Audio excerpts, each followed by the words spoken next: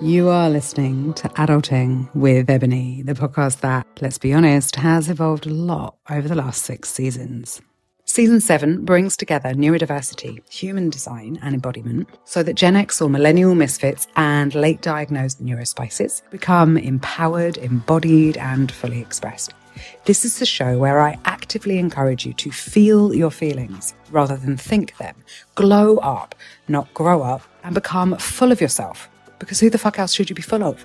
Each week, I have real and raw conversations about what it takes to be fully resourced and have happy, healthy, intimate relationships as a dopamine-deficient adult wanting to create a better future by being the change that you want to see in the world. I am your host, Ebony Allard, aka Ebony Alchemy, a late diagnosed ADHDer, combined type and Asperger's in case you like specifics, artist, mystic, and self-actualization facilitator. I'm an international award-winning multiple brain integration technique master coach with special interest in embodied human design for neurodivergence.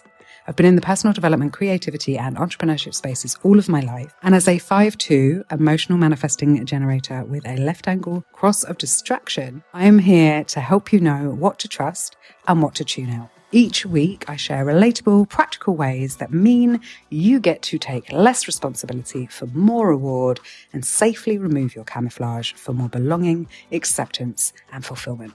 Ready? Let's go.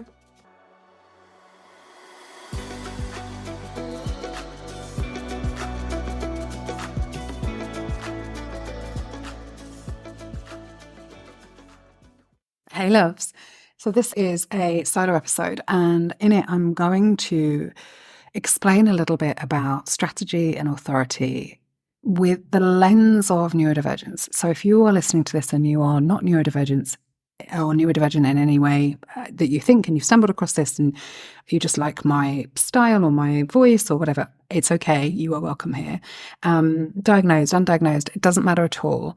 The point and why I say for neurodivergence is because I really want to dip into the interoception or the embodiment part of using your strategy and authority. And so when I look at human design and when I'm talking about human design, I'm really using it not just as an intellectual tool or a set of ideas or an ideology or any of those things or, information, tech, because it is a science. It's a science of differentiation.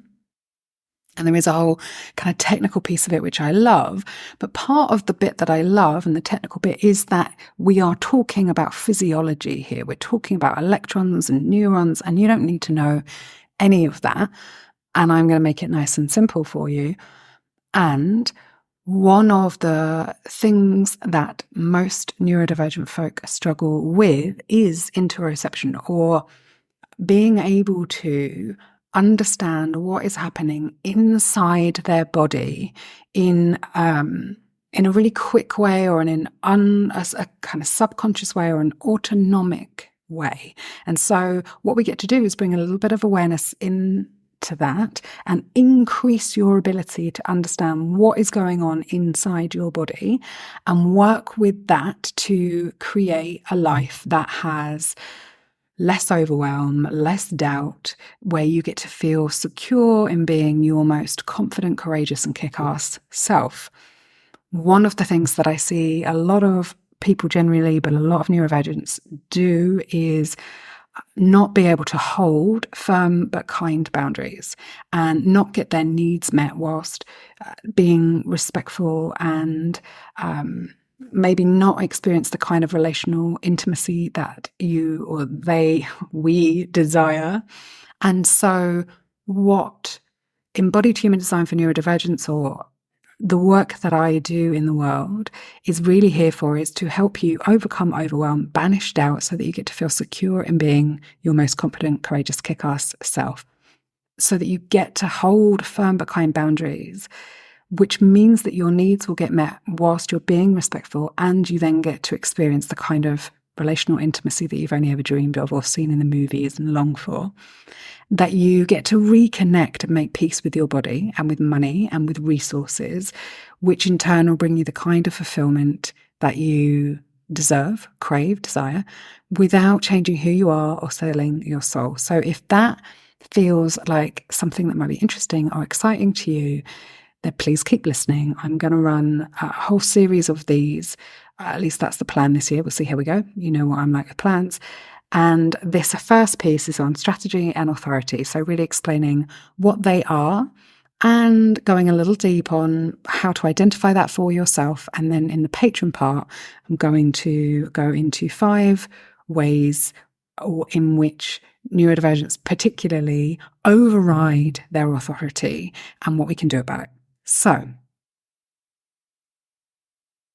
let's begin. So first of all, what is strategy? And like, why would you want it? So strategy is our recipe for alignment. And in human design, there are 5 types, or there are 4 types, and then one which is 2 kind of merged together. And each one has a recipe for alignment. So when you hear the word strategy, all it means is a recipe for alignment. And what comes with the recipe for alignment is also, I guess, a recipe for out of alignment, or a way of being that will lead to the opposite of alignment for you. Now, in human design, each type has a signature. And that signature is the feeling that tells you that you are in alignment or out of alignment, which is, so alignment we could call being yourself. And in human design, when you're out of alignment, we call it being your not self, or in your not self. Okay. And then in my world, my signature tool is the value filter, which I also call your compass. And that is a tool that enables you to be in your signature frequency or vibration, to be yourself, your essence. And your job, or your reason for being alive and having incarnated in the human plane, is to generate your frequency, your signature frequency or vibration, and give it away. And that is, and express it in the world. And that is your incarnation intention. And if we were all doing that, that leads to the greater expansion and higher good of everybody around us, right? So we're meant to co-create with each other by being ourselves. And there's a whole load of reasons that mean that we don't, which have got a lot to do with belonging and not wanting to be rejected, and believing that we need to homogenize or be the same in order to belong. And why I love human design is that it shows us that that's not true. And in life, generally, we're always working with opposing forces. Everything is on a spectrum, which you know, and we want to find our place on that spectrum. So the value filter is a fucking great, excuse my language, but you know how I like to swear, fucking great, simple tool and way of getting into alignment and being in your signature frequency and vibration every single day. And that's what I use it for. It's going to get you out of your mind and into your body, and out of being in everybody else, or, you know, collecting everybody else's energy all of the time. Let it go. Get back to being yourself, your signature frequency or vibration. And then in human design, what I'm going to go into a little bit today is that each person's signature has a different name or feeling, if you like. And I'm going to go into that a little bit. And so your strategy is how you find alignment. And then your authority is how you make decisions. And that is also something I'm going to go into a little bit today. So the thing that is true for everybody is that the value filter is going to get you back into your alignment, your sense of self. And then each type has a different strategy, and then a different signature, and then a different not self, if you like. So I'm going to start with manifestors.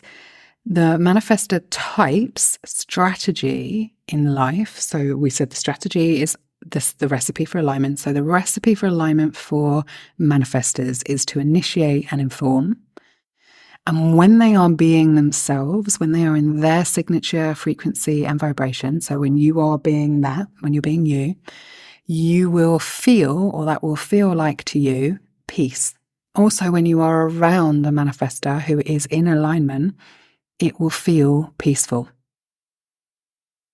And their not self, or so the the expression or the feeling that will be happening or being experienced, being around a manifestor or being a manifestor and feeling this within yourself, when things are not on the right track or when things are out of alignment, or when you're experiencing some kind of friction or up level, or, this is how we grow. So I'm not saying it's not okay to be in your not self at all. Sometimes we have to be in the opposite of, or be in our not selves in order to understand what is ourselves. And nothing in life is static. If we are not growing, we are dying. So the not self theme for manifestors is anger.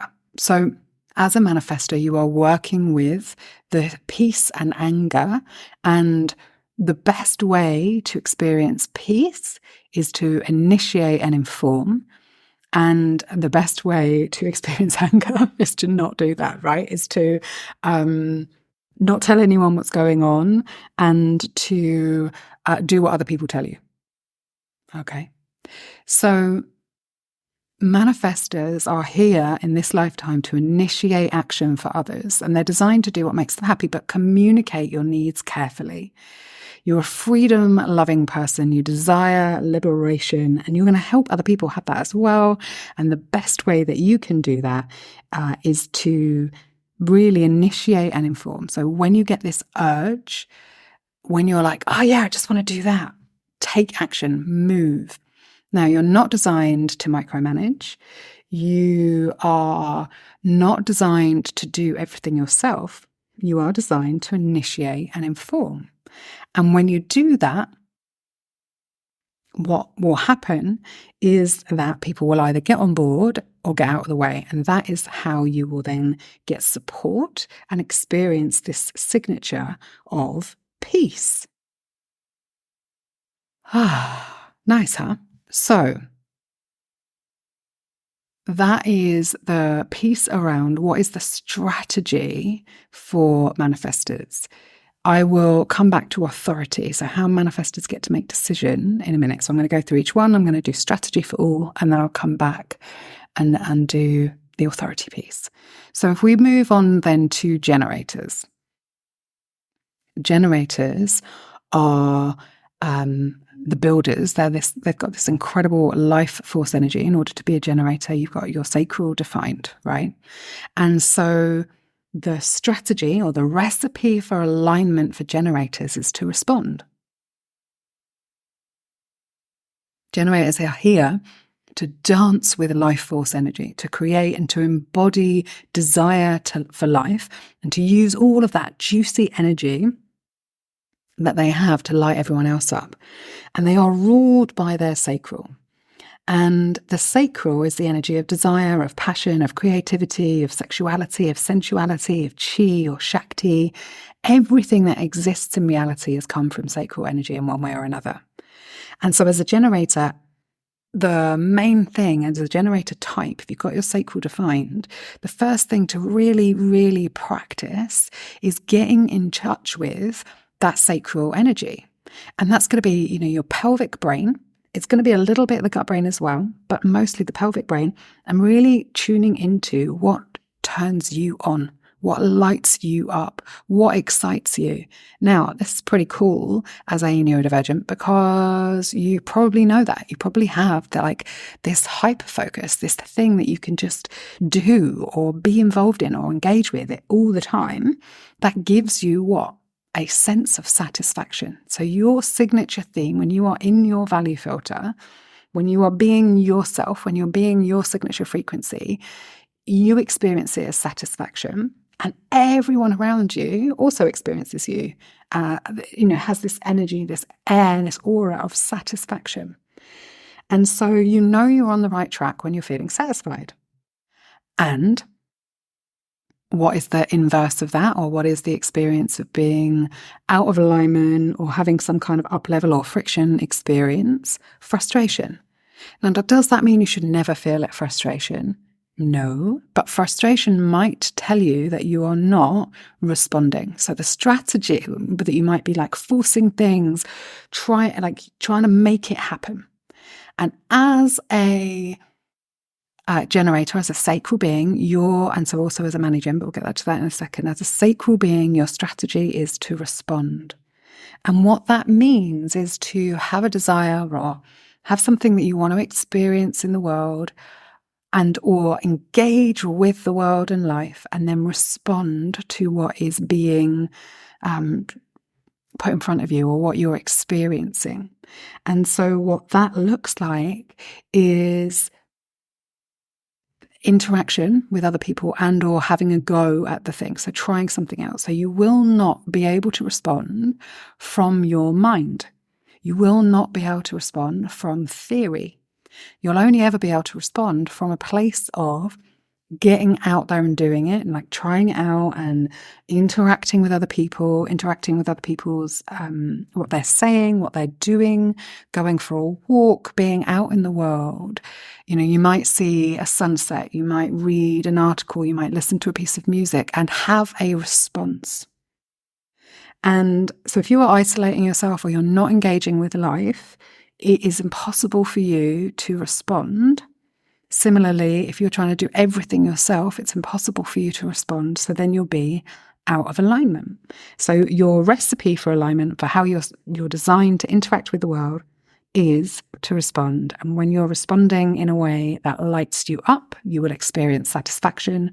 And when you are responding from something that is obligation or you think you should, then you will experience that, and everyone else around you will experience that as frustration. Yes? Okay. And so one of the things that you really get to notice is the difference between being lit up and enjoying what you're doing and being busy for the sake of being busy. And one of the things to really notice in your body is the difference between enjoyable momentum and operating from a place of burnout and that isn't actually enjoyable anymore, and noticing and letting yourself rest. Okay?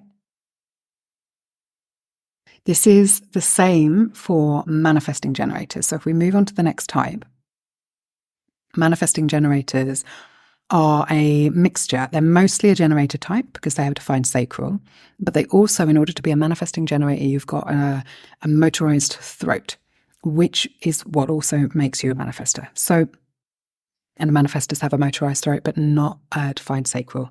So Manigens, this is why they have the urge sometimes to move, to go.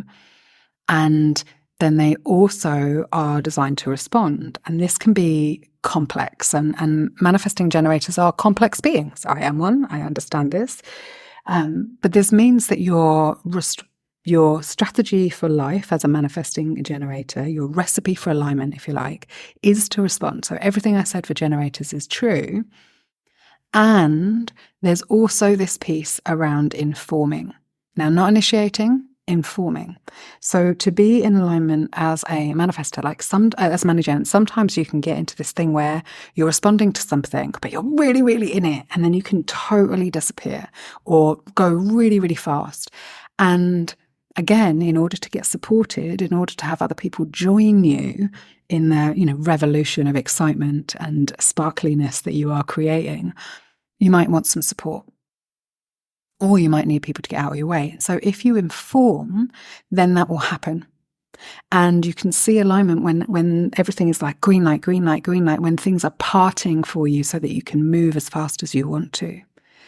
Manifesting generators are designed to be fun, sparkly, lit up, and the embodiment of flow.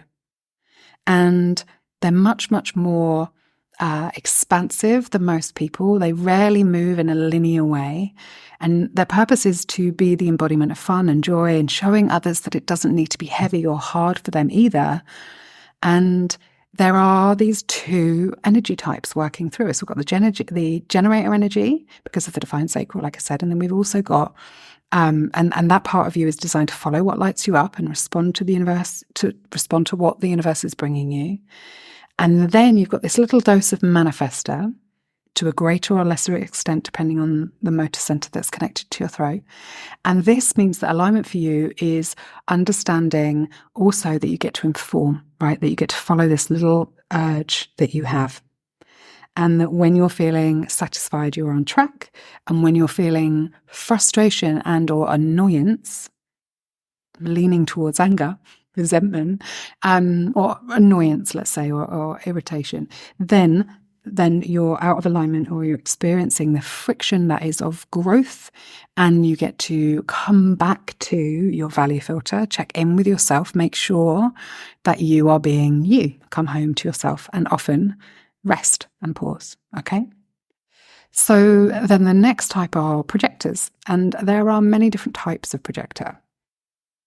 And the thing that is true for all projector types is that their recipe for alignment, their strategy, is to be recognized and invited.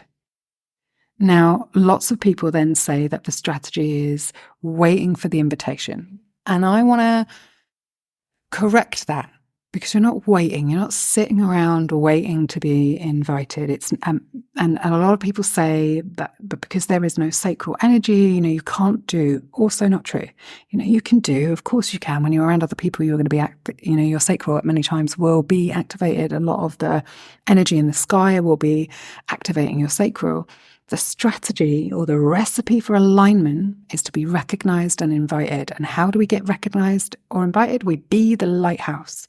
And so that means you really understanding and recognizing yourself and inviting yourself to do the things that you are successful at, that you can do in a way that nobody else can. And the projectors are here to transition us into a new paradigm, where we move from mastering the physical plane into mastering the energetic plane. And so projectors are not here to add to the energy, but to guide, transmute, improve, and tweak what is already in existence. And so they're the seers, right? You can really see what gets to happen here. And that means sharing your opinion, sharing what you see, sharing what you know, when invited.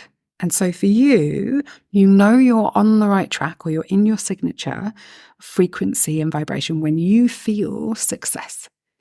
And when other people are around you, they're like, oh, wow, yeah, this is going to be successful. This is going to make me successful. This is the path to success.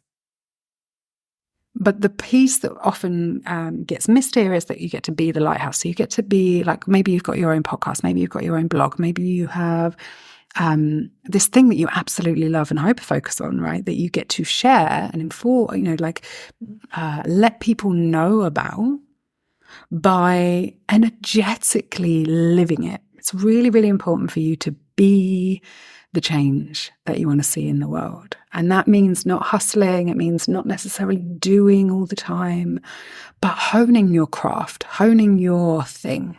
And every single projector has a thing. And it's understanding what that is first, right? And then really recognizing your thing and allowing yourself to be invited to share your thing. And when you are out of alignment, the thing that you will experience, that people around you will experience, if they're not asking you to be there, is this not self frequency, or this not self experience of bitterness.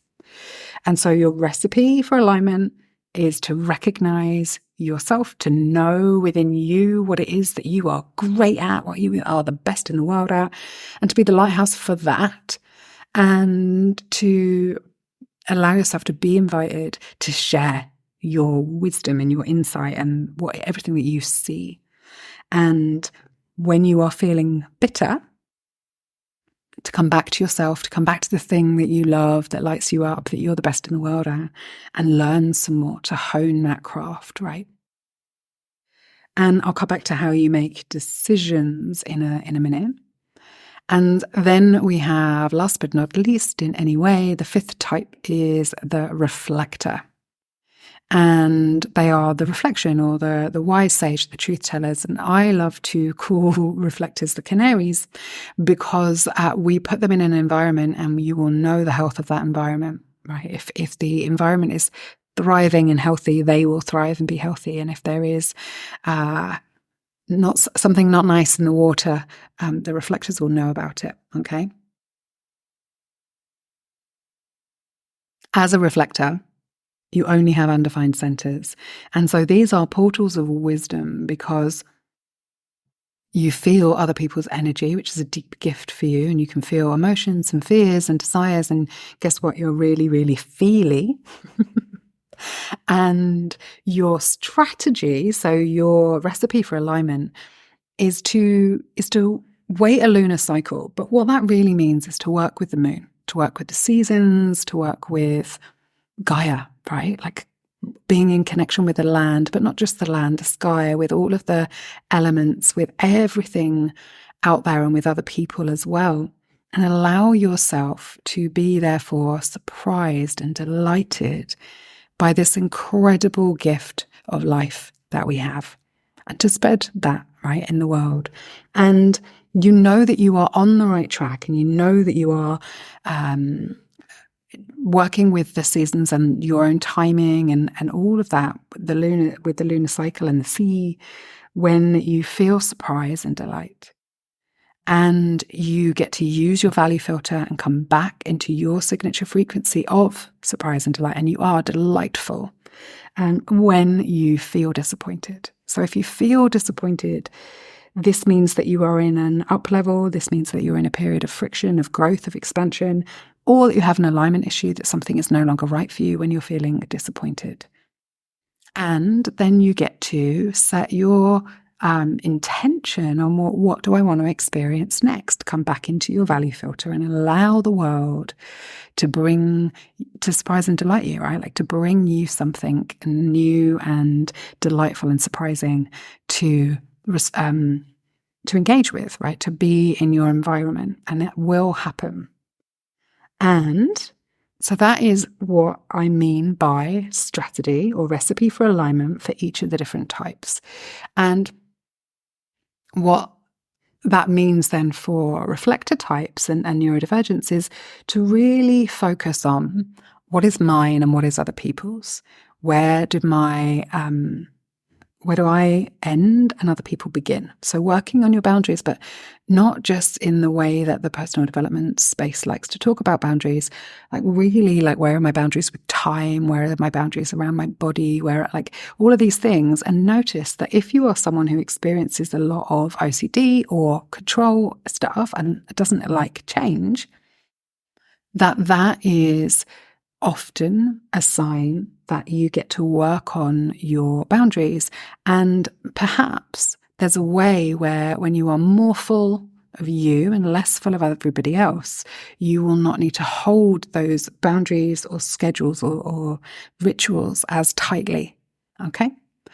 So I hope that this is a different way and potentially a clearer way for you to understand what strategy and authority really means in a practical sense for all of the different types.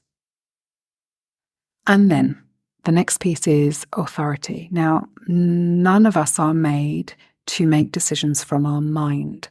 The mind, or the head brain, its job, its highest core competency is to make meaning, perceive and understand.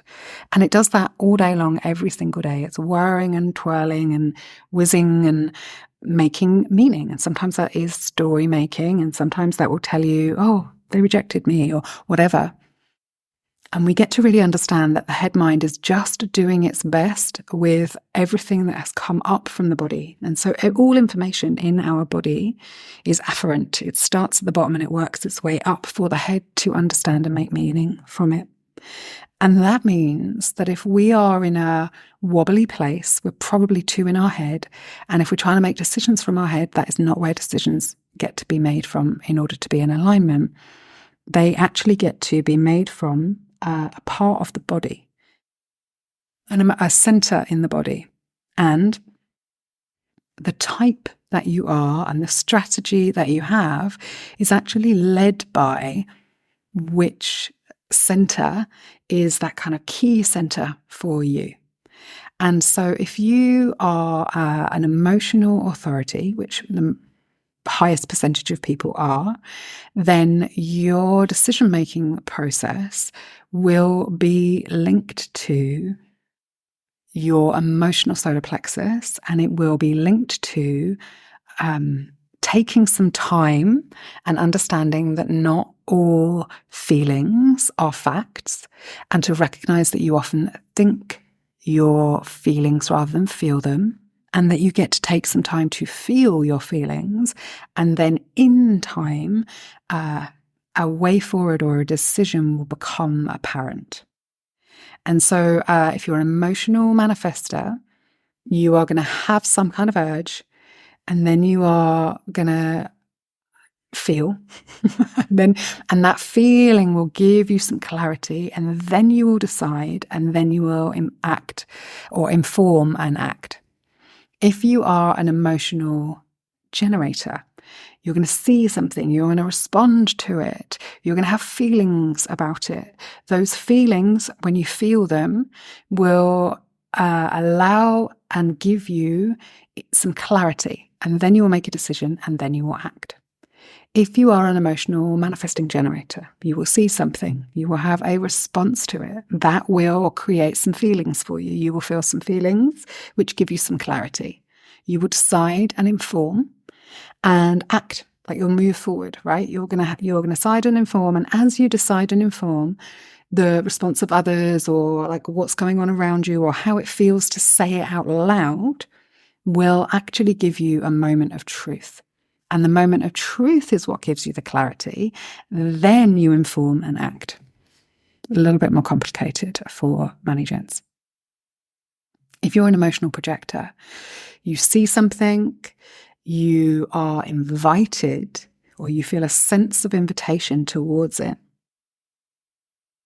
In that invitation, you will then have a moment of clarity, right? You'll get the clarity as you feel into it, as you feel your feelings. And those feelings will be, right, like, oh yeah, I am going to be valued there. Or, oh, that makes me feel a bit anxious, or it makes me feel sad, or, or like that brings me, I am now experiencing joy, or whatever. And you'll ride the wave of the emotion, which will give you clarity. Then you'll decide, and then you'll act.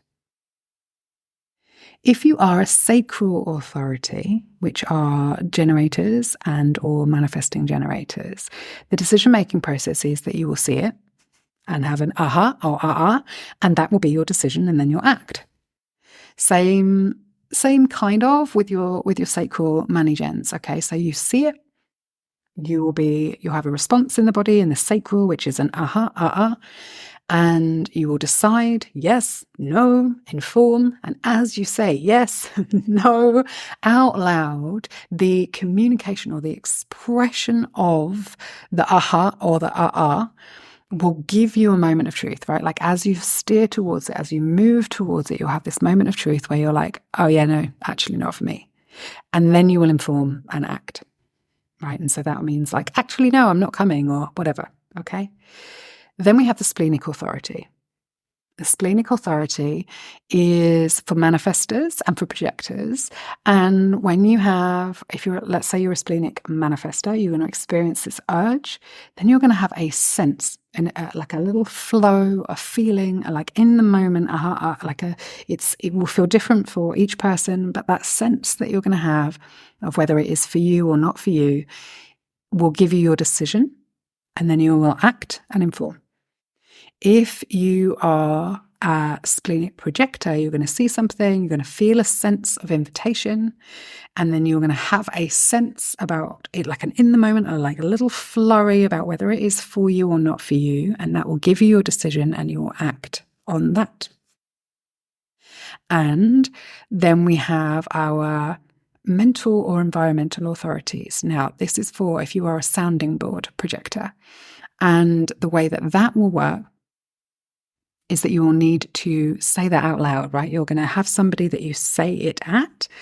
And so you're still going to have this kind of see it, feel a sense of invitation. And then with that sense of invitation, you're going to talk the options out at somebody out loud. And hearing your own voice and hearing the strength of your voice or what you're saying is going to give you your clarity. And then when you have that clarity, then you'll decide and act.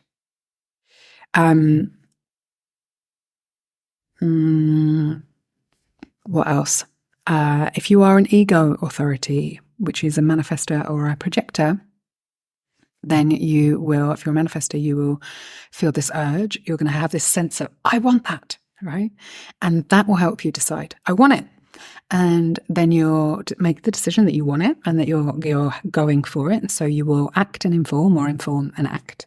If you are an ego projector, then you'll see something and you'll feel this sense of invitation, realize I want it, and decide and act. Self-authority, it feels like being pulled towards something, right? So if you're a self-projected projector, then you're going to see it, feel this sense of invitation because it is for you, and that will help you decide, and then you'll move forward by acting.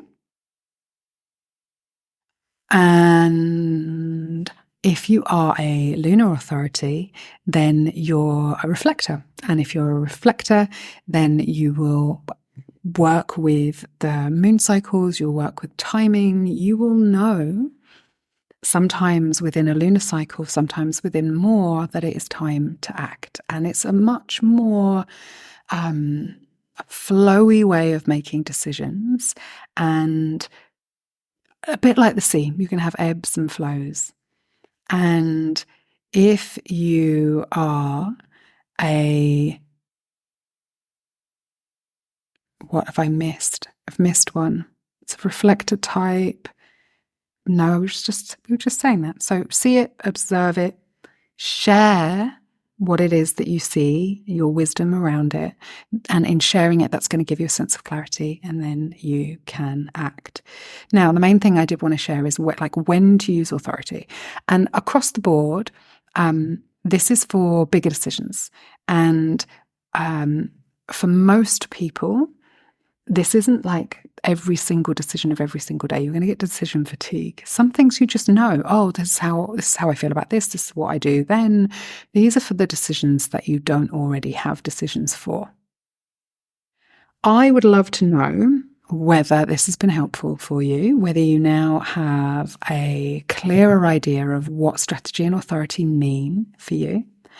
And then you can now, what happens next is you really get to take these first parts of human design, because they are the most powerful thing that you can do for your energy in order to get more clarity, to get more self-acceptance. There is a lot more to your design, and so many people are rushed to find out all the information. And the first bit is really getting this, fully embodying your type, strategy, and authority. And once you have this, everything else in your life will be easier because you will have more energy. And if you want to know, okay, I understand this on an intellectual level, but how? What do I do on a daily basis? The value filter or your compass will help you to do that by helping you recognize your values, but not just in your mind, in your body, tangibly in your life. And you will find your own unique ways of self-regulating, finding calm and equanimity no matter what is going on around you, coming back to yourself. And that is how you align and orient yourself with your signature theme, no matter what. This is how you find self-actualization and create a life that is as unique and extraordinary as you are, that genuinely feels as good on the inside as it perhaps looks on the outside. Once you have recognized and realized your type, then your strategy and authority, then you get to go maybe deeper, and I can help you with that. But this is the piece that is the most important place to start. I have loved explaining this to you. Please come and let me know on a social media post, or send me a WhatsApp message, or reply in any different way. I'm actually trying to set up something on the podcast page at ebonyella.com/podcast where you can leave me a little voice note. So I'm going to try and set that up, and I'll let you know once that's done. For the meantime, send me a message somewhere if this has been helpful. And if you are a patron, I am now going to go into the 5 ways in which I see people kind of muck this up or not. The 5 things that get in the way of living in alignment with your strategy and authority. If you want to become a patron, I would love that. It's £5 a month, and you get a private podcast feed of all of the old episodes. There's so much in there for you. And this season, I'm doing 15 questions, quickfire questions that are probing and nosy and fun with my guests. And I will then go a little deeper on some real practical, pragmatic kind of coaching style stuff for you in my solo episodes. So please come and become a patron. If you are a Maven Haven member, you get the patron part for free. And the Maven Haven is my inner circle, my community space where you get to interact with each other. You get 2 calls on Zoom with me a month and all sorts of other fun things. And the info for that is somewhere near this. And if you can't find it, just send me a message and I'll send you over. I hope you've enjoyed this episode and I will see you next week. This has been Adulting with Ebony. I've been Ebony, you've been great. Thank you so much for all of your support. Please keep listening, liking, rating and sharing so that more people can enjoy and engage with us. If you want even more of me, and more importantly, even more of you in your world, take the next step. Become a patron, a Maven Haven member, get your free human design chart and report, or your compass, aka the value filter, to begin your glow up. Go to www.ebonyallard.com/welcome for more, and I will see you next time.